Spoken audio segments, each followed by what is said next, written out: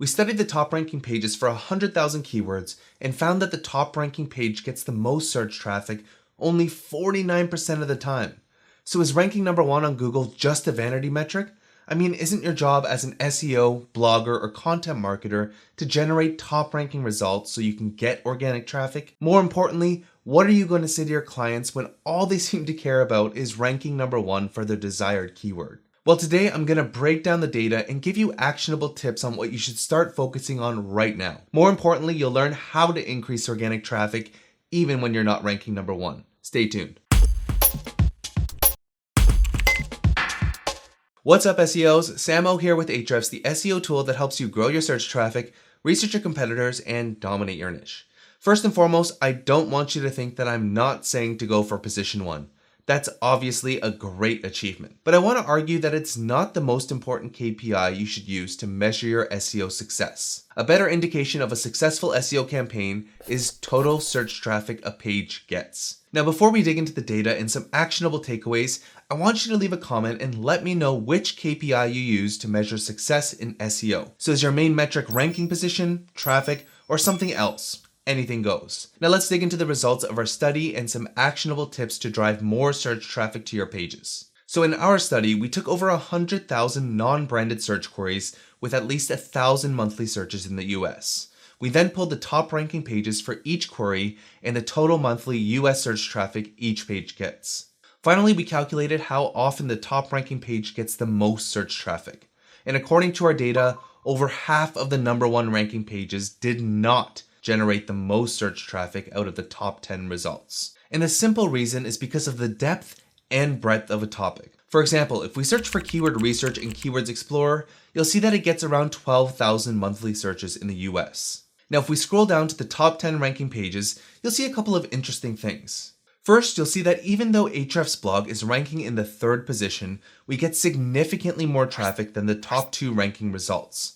And if you look further down, you'll see a result from Google that's getting significantly more traffic than any of the top ranking pages. So what gives? Well, there are a couple of basic things to consider. First, the top ranking page won't necessarily rank for the most keywords.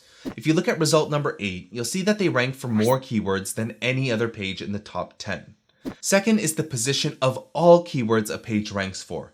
For example, you could rank for 1 million keywords, but if all of them are ranking in position 100, you probably won't get any clicks, meaning traffic. Bottom line, if you want to generate more search traffic without necessarily ranking number 1 for your target query, you should aim to cover the topic in as much depth as possible. But rather than leaving you with some vague advice like cover the topic or something arbitrary like write at least 2,000 words, let's dive into some actionable techniques you can use to actually put this in action. The first thing you can do is use keyword modifiers that do not change search intent. Now, there are 2 parts to this statement that you might not be familiar with. First are keyword modifiers, which are add-ons to a base keyword. This might be best, the current year, how to, or anything else you would add on to a main keyword. The second part is search intent, and this basically means the reason behind a searcher's query, and Google is good at determining that for you. For example, if you look at the top ranking pages for the keyword lose weight, you'll see that the search results are dominated by how-to guides. So Google is showing you that in order to rank, you'll need to create informational content rather than a landing page, tool, product page, or something else. A way to quickly and accurately tackle both of these is in Keywords Explorer. So I'll search for my base keyword, lose weight. Then I'll go to the phrase match report, which lists all keywords that contain our target keywords in the same order. At this point, we just want to perform a quick scan of these 3 columns: keyword, search volume, and parent topic. The first 2 are self-explanatory, but the parent topic is a pretty unique feature we have in Keywords Explorer. To identify parent topic, we take the number 1 ranking page for the keyword and look for the best keyword that this page ranks for.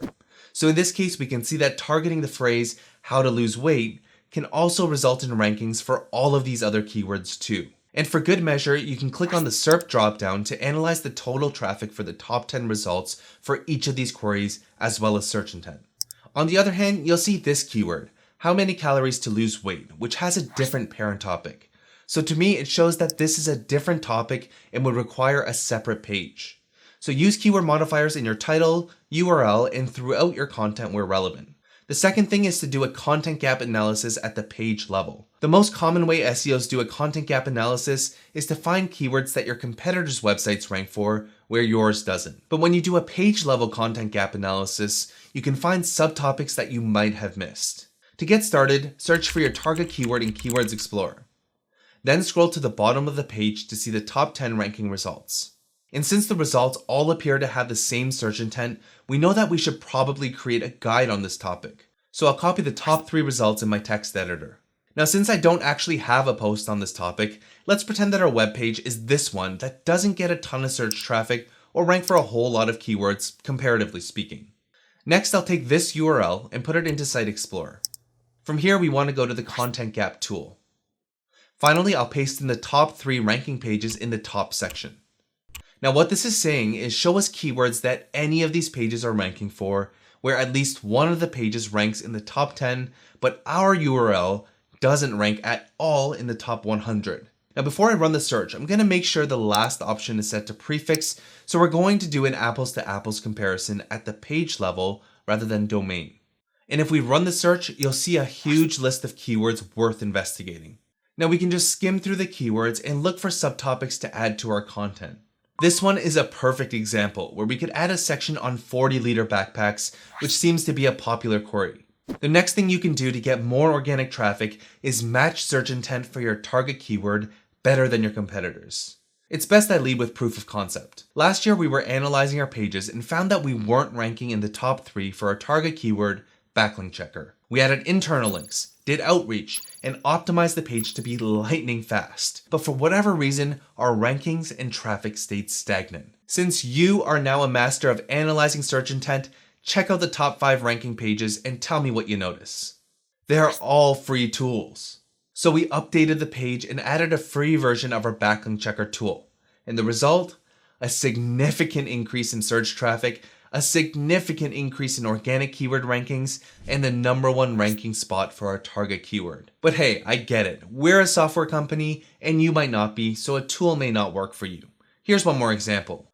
A few years ago, we created an epic study around on-page SEO ranking factors, and we even earned links from over 400 unique websites. Now, despite having a ton of quality links, our rankings were declining over time, and we got stuck around position 40 for our target keyword, on-page SEO. And again, search intent was the culprit. Google clearly shows that people want how-to guides when searching for this keyword. So we turned that data study into a guide and almost instantaneously jumped from position 40 to the top 5. And can you guess what else happened? Both our organic traffic and number of organic keyword rankings skyrocketed. Now, 2 important takeaways. #1, if you want to get traffic from Google, then you need to match search intent. Otherwise, your pages will likely be nowhere to be found. And #2, search intent can change. I've seen cases where the majority of search results show informational content, but then all of a sudden, the results change to product and category pages. So if you see ranking drops all of a sudden at the page level, then it's worth checking to ensure your page matches search intent. Alright, if you have search intent down and you've covered the topic in depth, the last thing you'll want to consider is building more quality links to the page. In another video, I covered how to rank for thousands of keywords in Google. Long story short, after studying 3 million searches, we found that backlinks do help a page rank for more keywords. Rather than getting into various link building strategies, I'll leave links for you in the description to show you how to scale your link building and create these so-called authority pages. Now, I'd love to hear your take on this topic. Do you think that ranking #1 in Google should still be your main goal for SEO? Leave a comment below, and if you enjoyed this video, make sure to like, share, and subscribe for more actionable SEO and marketing tutorials. So keep grinding away, and I'll see you in the next tutorial.